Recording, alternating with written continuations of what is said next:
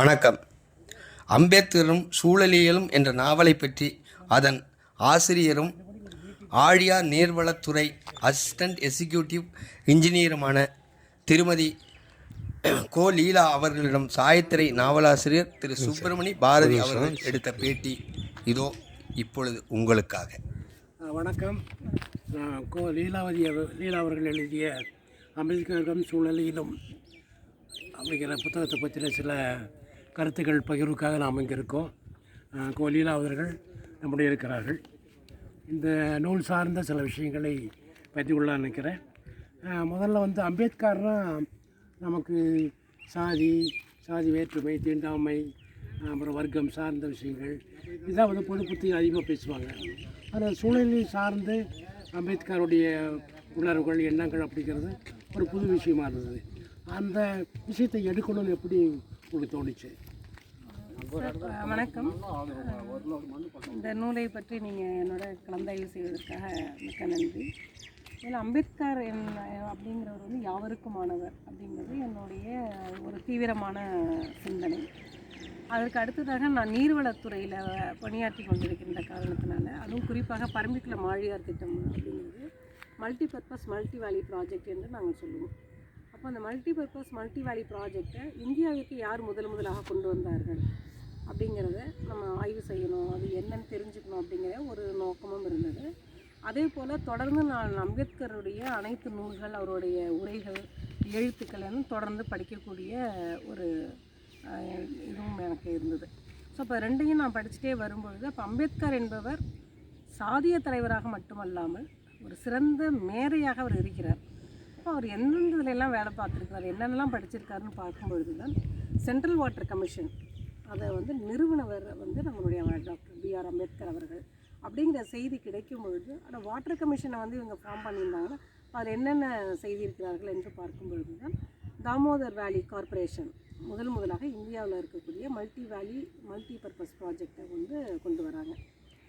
அதன் அடிப்படையில் தான் தொடர்ந்து தீவிரமாக அந்த ஆங்கிளில் நம்ம அம்பேத்கர் என்னெல்லாம் பண்ணியிருக்காங்க அப்படிங்கிறத படித்து. ஆனால் இதுக்கான தரவுகளை நீங்கள் ஒரு கல்வித்துறை சார்ந்தவங்க எல்லாத்தையும் தேடி பிடிச்செடுக்கிற மாதிரி அந்த தரவுகளை எடுக்க வேண்டியிருந்ததா அதில் இயல்பாகவே உங்களுக்கு கிடைச்சிருச்சா? இல்லை, ஒரு சில செய்திகள் இயல்பாக கிடைத்தது. ஒரு சில செய்திகள் நான் தேடி தரவுகளை எடுத்துகிட்டு இருந்தேன். அதாவது கிட்டத்தட்ட CWCயில் உமாபாரதி மேம் இது மாதிரி ஒரு புத்தகம் எழுதியிருக்கிறாங்க, 300 பக்கங்கள் கொண்ட புத்தகங்கள். அது போக நம்ம அம்பேத்கருடைய ஸ்பீச்சஸ் அண்டு ரைட்டிங்ஸ்ன்னு சொல்லி ஒரு வெப்சைட் இருந்தது. அந்த வெப்சைட்லேருந்து கொஞ்சம் எடுத்தேன். அப்புறம் குரலற்றவர்களின் குரல் அப்படின்னு சொல்லிட்டு ஆங்கிலத்தில் வாய்ஸ் ஆஃப் வாய்ஸ்லெஸ் அப்படின்னு சொல்லி ஒரு தொடர்ந்து ஒரு இது வந்துட்டு இருந்தது. அதுலேருந்து சில குறிப்புகள் எடுத்தேன். அதுபோக காந்திக்கும் அம்பேத்கருக்கும் உள்ள அந்த 2 பேருக்கும் ஒரே செய்தி குறித்தான வேறு கண்ணோட்டங்களை குறித்து உள்ள புத்தகங்கள், அந்த மாதிரி ஆங்கிலத்தில் வந்திருக்கக்கூடிய முகில் சர்மா எழுதியிருந்த புத்தகங்கள், இந்த மாதிரி பல புத்தகங்களையும் படித்து தான் இதில் உள்ள தரவுகளை உறுதி செய்திருக்கோம், தரவுகள் மூலமாக. அப்போ நாம் ஒரு இயல்பாகவே இந்த விஷயத்தை எடுத்து தூக்க முடிஞ்சது. நல்ல விஷயந்தான். சரி, இப்போ ஒரிசா பொறுத்தளவில் நாம் இப்போ பெரும்பாலும் பெருவெள்ளம் ஏற்படுது. காலநிலை மாற்றத்தால் அதிகமான சூழல், வறட்சி சூழல், அதே மாதிரி அதிக வெப்பம், இதெல்லாம் ஒரிசாவில் ஏற்படக்கூடிய விஷயங்களாக இருக்குது. ஆனால் அங்கே பெரும் வெள்ளம், மழை, புயல் காரணமாக அதீத தண்ணீர் கூட கிடைக்கிற மாதிரி இருக்குது. இந்த அதீத தண்ணீருங்கிறது ஒரு குறைபாடு இல்லை, அது ஒரு மெய்யான விஷயம் கிடையாது அப்படிங்கிற ஒரு விஷயத்தை நீங்கள் அழகாக சொல்லியிருக்கீங்க. நமக்கு வெள்ளத்தை ரசிக்கிறோம், மழையை ரசிக்கிறோம். ஆனால் வெள்ளம் வந்துட்டால், மழை அதிகமாகிட்டாலோ அது சபிக்க தோணுது. அப்படி இருக்கும்போது ஒரு மிகையாக இருக்கக்கூடிய விஷயத்தை நீங்கள் இப்படி இதில் கொண்டாந்து கணக்கிடுறதுக்கான காரணம் என்ன? இப்போ இயற்கையில் கொடுத்துருக்க வளங்கள் அப்படிங்கும்பொழுது அந்த நீர் இயற்கை வளம்.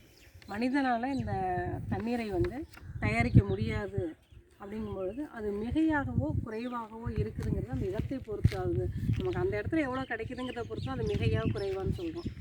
அப்போது ஒரு நேரத்தில் மிகையாக கிடைக்கின்ற அதே வளம் அடுத்த வருடம் அதே அளவுக்கு மிகை இருக்கிறதுல குறைவாயிடுது. அப்போ அந்த மிகையாக கிடைக்கும் பொழுது அந்த தண்ணீரையும் மற்ற இயற்கை வளங்களையும் நம்ம எப்படி பாதுகாப்பு செய்து கொள்ளணும், எப்படி பயன்படுத்திக்கணும் அதை வந்து நம்ம சாடிக்கிட்டே இருக்கிறதுக்கு பதிலாக அதை எப்படி பயன்படுத்திக்கணும் அப்படிங்கிறது இந்த மக்களுடைய கவனத்துக்கு வரணும் அப்படிங்கிறத நான் நினச்சேன். அதனால தான் அந்த செய்தியை வந்து இந்த புத்தகத்தில் கொடுத்துருக்கோம். அதே மாதிரி இந்த முதல் நதி பள்ளத்தாக்கு திட்டத்துடைய கதாநாயகன் வந்து அம்பேத்கராக இருக்கார். ரொம்ப ஆச்சரியமாக இருந்த அந்த தகவல், அதை பற்றி சொல்லுங்களேன். அதாவது இதில் இன்னொரு முரணான ஒரு விஷயமும் இருக்குது. எந்த தண்ணீரை தொட்டால் தீட்டாக்கிவிடும் என்று ஒதுக்கி வைக்கப்பட்டாரோ அதே டாக்டர் பிஆர் அம்பேத்கர் தான் இந்த இந்தியாவில் முதலாக மல்டிபர்பஸ் ப்ராஜெக்டை கொண்டு வரார். தண்ணீர் சார்ந்த மல்டிபர்பஸ் ப்ராஜெக்டை கொண்டு வரார். அப்படி கொண்டு வரும்பொழுது பார்த்திங்கன்னா டெனசி ப்ரோக்ராமை தான் அங்கே உள்ள ப்ராஜெக்டை வந்து அம்பேத்கர் தன்னுடைய பயணத்தின் போது பார்த்துட்டு, ஒரு பயணம் என்பது எப்படியாக இருக்க வேண்டும் என்பதையும் அம்பேத்கர் இது மூலமாக நம்ம சொல்கிறார். ஒரு பயணத்தில் போகிற எதையெல்லாம் கவனிக்கணும் அப்படிங்கும்பொழுது அதை பார்த்ததோடு மட்டுமல்லாமல் இந்த தண்ணீருக்காக நம்மளை ஒதுக்கி வைத்தாலும் கூட இந்த மானுட சமூகத்துக்கு நம்ம அதை வந்து பயனாக கொடுக்கணும் அவங்களுக்கு அப்படிங்கிற ஒரு எண்ணத்தில் அந்த டெனசி ப்ராஜெக்டை கொண்டு வந்து இங்கே நம்ம நாட்டில் கொண்டு வந்து ஒரு இம்ப்ளிமெண்ட் பண்ணுறாரு. ஸோ அந்த வகையில் அந்த ப்ராஜெக்ட் வந்து நீண்ட நெடிய காலமாக அந்த ப்ராஜெக்ட் வந்து அவங்க செய்கிறாங்க. ஆனால் அந்த ப்ராஜெக்ட் திறப்பு விழாவும் போது டாக்டர் பிஆர் அம்பேத்கர் அவர்கள் அந்த பதவியில் இல்லைனாலும் கூட இன்று வரையும் அவருடைய பேர் சொல்லக்கூடிய, நாங்கள் நீர்வளத்துறையில் பணியாற்றக்கூடிய எங்களுக்கெல்லாம் ஒரு முன்னோடியாக அவரை நாங்கள் பார்க்கின்றோம். இப்போ வந்து அம்பேத்கர் வந்து சின்ன வயசில் அவருக்கு வந்து ஏற்பட்ட தீண்டாமையில் தண்ணீர் எவ்வளோ முக்கியமான விஷயமா இருந்தது. பின்னால் வந்து முதல் நதி பள்ளத்தாக்கு திட்டத்தை கொண்டு வந்தவர் என்ற முறையிலையும் அவர் வந்து ஒரு தண்ணீர் நாயகன் அப்படிங்கிற ஒரு பட்டத்தை கொடுக்கலாம் அப்படின்னு தோணுது. அதுக்கான நியாயங்கள் என்னன்னு சொல்கிறீங்க?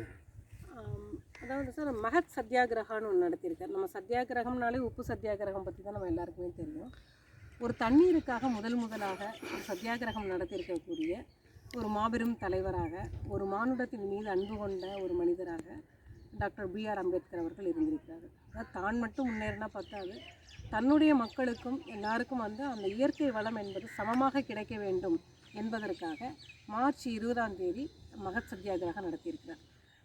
இதுதான் வந்து எனக்கு தெரிந்து தண்ணீருக்காக நடத்தப்பட்ட முதல் சத்தியாகிரகம்.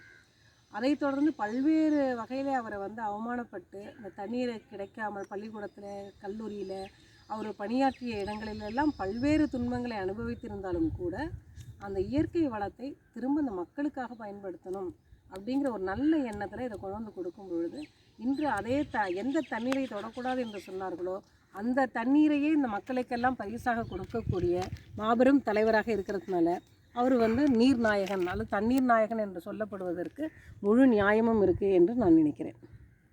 இப்போ நாம் பெரும்பாலும் வந்து இந்த சூழலில், இப்போ இருக்கிற சூழலில் 3ஆம் உலகப் போர் தண்ணீருக்காக இப்படி சான்றா போஸ்டர் கூட புத்தகம் எழுதிக்காரங்க அதை முன் வச்சு நிறைய விவாதங்கள் நடக்குது.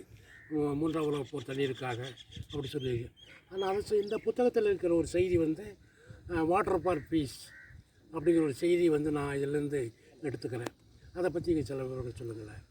இந்த ஆண்டுடைய தண்ணீர் தினத்துடைய மைய கருத்து வந்து வாட்டர் ஃபார் பீஸ், அமைதிக்கான தண்ணீர் வந்து அமைதிக்கானது. தண்ணீர் அமைதிக்கானது அப்படிங்கும்பொழுது அமைதின்னு வரும்பொழுதே போர் ஒன்று இருக்குங்கிறது தான் அர்த்தம். போருக்கு பின்னான அமைதியாக தான் இருக்குது அப்படிங்கிறது அர்த்தம். அப்போ அந்த தண்ணீர்னால என்னென்ன போர்கள்லாம் வந்திருக்கு அப்படின்னு பார்க்க போனோம்னா, நம்ம புத்தர் வந்து துறவி ஆகிட்டார், நள்ளிரவில் வந்து மனைவியையும் குழந்தையும் விட்டுட்டு போயிட்டாரு அப்படிங்கிற மாதிரி தான் நம்ம தொடர்ந்து அதை பற்றியான கதைகள் வாசிச்சுட்ருக்கோம். ஆனாலும் கூட புத்தர் ஏன் வந்து துறவியாக போனார் அப்படின்னு பார்த்தா, அவர் ராஜ் பரிவர்த்தனாராக தான் சொல்லி அவர் போகிறார். எதுக்காக போகிறார் அப்படின்னு சொன்னால், அங்கேருந்து 2 குழுக்கு இடையில் ரோஹிணியாருடைய தண்ணீரை பங்கீடு பண்ணுறதுக்காக அவங்க குழுவில் உறுப்பினராக இருக்கும்பொழுது அந்த குழுவில் நேர்மையாக ஒரு முடிவை எடுக்க வேண்டும் என்று சொன்ன காரணத்தினால அவரை கொலையும் செய்ய முடியாது. ஏன்னா அந்த மன்னருக்கு ரொம்ப அன்புக்குரியவராக இருக்கிறார். ஒரு 3 தண்டனைகள், ஒன்று குடும்பத்தை வந்து அந்த ஊரை விட்டு ஒதுக்கி வைக்கணும், இந்த மாதிரி வரும்பொழுது புத்தர் வந்து இந்த கடைசியாக 3ஆவது விஷயத்தை தேர்ந்தெடுக்கிறார். அதன் மூலமாக ஒரு நாடு கடத்தப்படுகிறார். இப்போ அந்த இடத்துல பார்த்திங்கன்னா வாட்டர் ஃபார் பீஸ், ஒரு தண்ணீருக்கான ஒரு சண்டை வந்து அங்கே இருந்துருக்கு. அதே மாதிரி அவுரங்கசீப் பார்த்திங்கனாக்கா அவங்களுடைய அப்பா ஷாஜஹானை வந்து அரெஸ்ட் பண்ணாலும் கூட அடிபணியவே மாட்டார். அவர் அடிபணியாதப்போ கடைசியாக அவர் தங்க வச்சுருந்த அந்த கோட்டைக்குள்ள தண்ணீரையும் எல்லாம் மற்றதெல்லாம் துண்டிக்கும் பொழுது, தண்ணீரை துண்டித்த 2வது நாள் வந்து ஷாஜஹான் வந்து அடைக்கலம் ஆகிடார் அவுரங்கசீப். அப்போ தண்ணீர் என்பது தொடர்ந்து ஒரு பிரச்சனையாகவே இருந்திருக்கு. அப்போது தாழ்த்தப்பட்ட அல்ல ஒடுக்கப்பட்ட இன மக்களுக்கு அல்லது ஒரு பொருளாதார ரீதியாலே அடிமட்டத்தில் இருக்கக்கூடிய மக்களுக்கு தண்ணீர் என்பது வலி மிகுந்த நினைவாக இருக்குது. ஒரு உயர்தட்டு மக்களுக்கு இருக்க மாதிரி தண்ணீர் வந்து ஒரு மகிழ்ச்சியான நினைவலைகளாக இல்லை. அப்போ அவங்க தண்ணீர் வந்து அவங்களுக்கு வலி மிகுந்த ஒரு நினைவாக இருக்கும் பொழுது அப்போ அங்கே தண்ணீரை வந்து அமைதிக்காக எப்படி பயன்படுத்தணும் அப்படிங்கிறத நம்ம டாக்டர் B.R. அம்பேத்கர் அவர்கள் எந்த துன்பத்தையெல்லாம் அனுபவித்தாரோ அந்த துன்பத்திலிருந்தெல்லாம் நம்ம மக்களை மீட்டெடுப்பதற்காக அமைதியை நிலவுவதற்காக செய்யப்பட்ட ஒரு ப்ராஜெக்ட் தான் நம்ம டிவிசி மற்ற ப்ராஜெக்டுகள் அத்தனையுமே. அதனால் இது வாட்டர் ஃபார் பீஸ் அப்படிங்கிற அந்த மையக்கருத்தை கொண்டு தான் இது எழுதியிருக்கோம். அந்த செய்தி வந்து இந்த புத்தகம் சரியாக சொல்லுது. இப்போ வந்து சித்தார்த்தன் புத்தனா கதை நிறையா இருக்குது. அதில் நதிநீர் பங்கீட்டு பிரச்சனை முன்வச்சு சித்தார்த்தன் புத்தனான கதை அப்படிங்கிறது ஒரு புது பரிமாணம், புது விஷயம் வந்து இந்த நூலில் சொல்லப்பட்டிருக்கு. அதை பற்றி நீங்கள் சொன்னீங்க, இருந்தாலும் கொஞ்சம் விரிவாக சொல்லுங்களேன். இந்த புத்தரும் தம்மமும் அப்படின்னு ஒரு புத்தகம் முனைவர் பெரியார்தாசன் ஐயா அவர்கள் வந்து தமிழாக்கம் பண்ணியிருக்கிறாங்க. அதுபோக அம்பேத்கர் அவர்களுக்கும் அந்த புத்தகத்தை அவருடைய சிறு வயதில் அவருக்கு ஒரு குருவாக தானே நியமித்து கொண்ட அவர் வந்து அந்த புத்தகத்தையும் கொடுக்குறார். அதை வந்து அம்பேத்கர் அந்த புத்தகத்தையும் படித்திருக்கிறார். அதன் அடிப்படையிலே அவருக்கு மனசளவில் அந்த தண்ணீரை சார்ந்த செய்திகள் வந்து மனசளவில் படிந்திருக்கிறது. கூடவே சமூகத்திலையும் இந்த பிரச்சனைகள் எல்லாம் அவர் சந்திக்கிறார். அந்த மாதிரி காலகட்டத்தில் புத்தரை பற்றி நம்ம வாசிக்கிறோம், தண்ணீரை பற்றி வாசிக்கிறோம், அம்பேத்கரை பற்றி வாசிக்கிறோம், காந்தியை பற்றி வாசிக்கிறோம், தொடர்ந்து எல்லாரையும் பற்றி வாசிச்சுட்டே இருக்கிறோம். அதுபோக நீர்வளத்துறையிலையும் ஒரு பொறியாளராக இருக்கும் பொழுது அப்போது அந்த புத்தர் வந்து ஏன் நள்ளிரவில் போகிறார், அவர் வந்து இறப்பையே பார்க்கவே இல்லை என்பது எந்த அளவுக்கு அது நம்பிக்கைக்குரியதாக இருக்குது. ஏன்னா அவங்க வீட்டில் தாத்தா இருந்திருப்பாங்க, பாட்டி இருந்திருப்பாங்க, யாரோ ஒருத்தங்க ஒரு சொந்தக்காரவங்க இறந்துட்டாங்கன்னு ஒரு செய்தியாவது காதில் வந்திருக்கும். அவர் அந்த செய்தியே கேட்கவில்லை என்பது எந்த அளவுக்கு நம்பகத்தன்மையாக இருக்கும் அப்படிங்கிற ஒரு கேள்வி எண்ணூல் எழும்பொழுது தான் அப்போது புத்தர் வந்து அந்த மாதிரி துறவியானத்துக்கு வீட்டை விட்டு சென்றதற்கு வேறு ஏதோ காரணம் இருக்க வேண்டும் அப்படின்னு சொல்லி தேடும் பொழுது தான் புத்தரும் அவர் நம் தம்மமும் புத்தகத்தில் பெரியார்தாசன் ஐயா அவர்கள் வந்து எழுதியிருக்காங்க. அதில் உள்ள செய்திகளை தரவுகளை மீண்டும் உறுதி செய்து கொண்டு தான் இந்த புத்தகத்தில் இதை கொடுத்துருக்கேன். ரொம்ப நன்றி. நீங்கள் எதாவது கேட்குற சொன்னீங்க? ஒரே ஒரு கொஸ்டின் மேம், ஷூட் பண்ணுங்கள். சொல்லுங்கள். ஷூட் பண்ணுங்கள், எப்படி கவர் ஆகாது? சரி, நான் கேட்குறேங்கம்மா. அதாவது எல்லாருமே அம்பேத்கரும் சட்டமும் என்ற தலைப்பில் தான் புஸ்தகங்களை மேக்ஸிமம் எழுதியிருக்காங்க, எழுதுகிறாங்க. ஆனால் நீங்கள் அம்பேத்கரும் சுற்றுச்சூழலும் என்று தேர்ந்தெடுக்கப்பட காரணம் என்ன? முதல்ல நம்ம எழுத்தாளரும் நண்பருமான சுப்ரபாரதிமணியன் ஐயா சொன்னது மாதிரி எவ்வளோ தான் படித்திருந்தாலும் எவ்வளவு ஞானம் பெற்றவர்களாக இருந்தாலும் ஒரு சாதி அடிப்படையில் ஒரு மாமேதை அவர். உலகத்தில் வந்து எங்கே சிலையெல்லாம் வேறு யாருக்குமே வைக்கலையோ அந்த இடத்துல ஒரு சிலை நிறுவப்பட்ட அவ்வளோ பெரிய மாமேதை. அந்த மாமேதையை வந்து வெறும் ஒரு சாதிய தலைவராக, வெறும் சட்டம் படித்த நபராக மட்டுமே இந்த சமூகம் பார்ப்பது வந்து மிக மிக தவறான ஒரு செய்தி. ஏன்னு கேட்டிங்கன்னா, இடஒதுக்கீட்டில் கூட இந்த ஒடுக்கப்பட்ட இனங்களை மக்களுக்கு, அதாவது இன்றைக்கி ஓப்பனாக சொல்லணும்னா SC/STக்கு மட்டும்தான் அவங்க இடஒதுக்கீடுக்காக பாடுபட்டதாக சொல்கிறாங்க. உண்மையிலேயே அவர் தன்னுடைய சட்ட அமைச்சர் பதவியை துறந்ததற்கு காரணமே பிற்படுத்தப்பட்ட வகுப்பினருக்கு தன்னால் ஒதுக்கீடு வாங்கித்தர முடியவில்லை என்ற காரணத்தினால தான் நான் தன்னுடைய பதவியை வந்து ராஜினாமா செய்திருக்கிறார். அதே மாதிரி பெண்களுக்கு வந்து 8 மணி நேர வேலை, அந்த மகப்பேறுக்கான விடுப்பு, DA அதாவது டியர்னஸ் அலவன்ஸ் என்று சொல்லக்கூடியது, இந்த மாதிரி பல்வேறு மே 1 கூட கொண்டாடப்பட வேண்டியவர் டாக்டர் B.R. அம்பேத்கர் தான். அந்த மாதிரி பல்வேறு தளங்களில் வந்து அவர் தொடர்ந்து இயங்கிட்டே இருந்திருக்கிறாரு. அப்போ அதை நாங்கள் நிறைய படித்து அதை வந்து நாங்கள் தெரிஞ்சுக்கும் பொழுது இப்படியான ஒரு மாமேதை இந்த பூமியில் பிறந்திருக்கிறாரு. அவர் வேறு என்னெல்லாம் செஞ்சுருக்கிறாரு, வேறு என்னெல்லாம் இன்ன வரைக்கும் அவர் டாக்டர் ஆஃப் ஆல் சயின்ஸ் வாங்கியிருக்கிறாரு. இது வேறு யாரும் இன்ன வரைக்கும் வாங்கலை.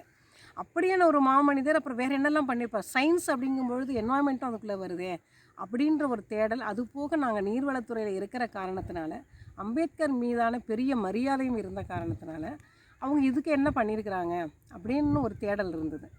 அந்த தேடல் மூலமாக திரும்பவும் சொல்கிறேன், இந்த சமூகத்திற்கு அம்பேத்கர் யாவருக்குமானவர் என்பதை நிரூபிப்பதற்காகவும் மீண்டும் இன்னொரு முறை அழுத்தி சொல்வதற்காகவும் அம்பேத்கரும் சூழலையும் என்ற இந்த புத்தகத்தை எழுதியிருக்கிறேன். சரி, அவ்வளோதான். நன்றின்னு சொல்லி. சரி, ஓகே, நன்றி தெரிவித்துக் கொள்கிறேன்.